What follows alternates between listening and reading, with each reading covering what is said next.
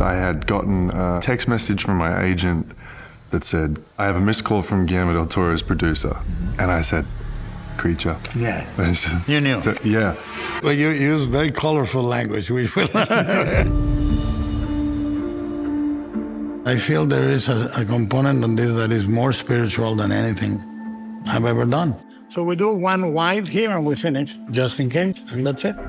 Before I got the script, I knew it was the right version of this thing. I was making a film with some of your crew here in Toronto, and they told me they were going on to make Frankenstein with you. 3, 2, 1, action! And I had said, I'm supposed to be in that movie. There's times when the makeup fuses with the person and it becomes one thing. Very rare. I knew immediately that it was me. You always know because of the eyes. Yeah. And this is the strangest thing is, you can sculpt the perfect creature, and if this area, this little area around the eye, if that area feels like it doesn't belong with the area a millimeter away from it, you're done. It's like a metamorphosis from the moment I get into the makeup trailer in the morning. It's the second you walk through that door, and then the hair gets slicked back and the things start to go on it. It begins, you know, yeah. And it's alive. It happens. And you'd said that to me before we started. You said this will be an invocation. Yeah, and it's that's right. Yeah.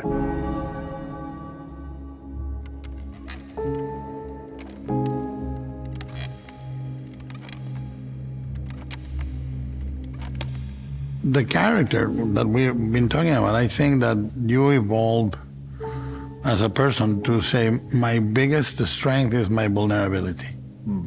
And as you age, you say, I not only can I be vulnerable, I should be vulnerable, but that gives you strength and cohesiveness. And I think you had that in your soul. Yeah.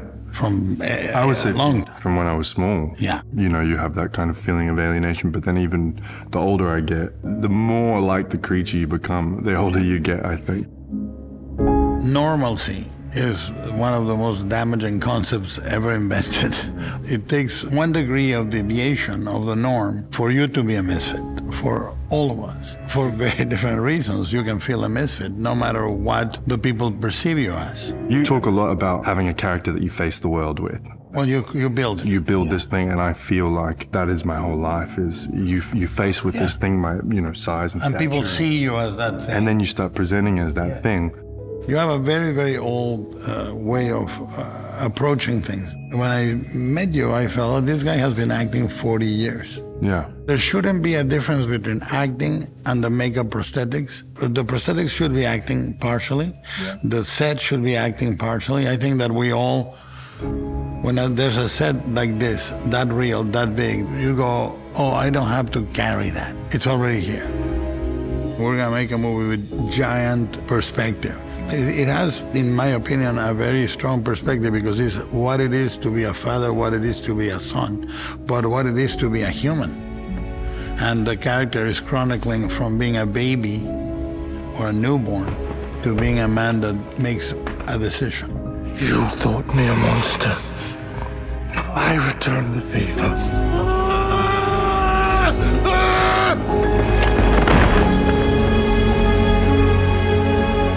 For me, what I'm trying to say in movies and what I want in movies and what I love about movies are the same things that you know and love in movies, and that's a silent thing that doesn't have a title or a name, and it's just, all I can think is love. It was necessary for me to come and do this with you because the universe knew I needed to sit with someone to tell me that movies are so important. And this is heaven, and this is it. And every time you look at me and we're on the same page and you say, this is real, and this is important. And even if it's not, it is. This is my Mount Everest. I thought it's gonna be an extraordinary process, and it has been.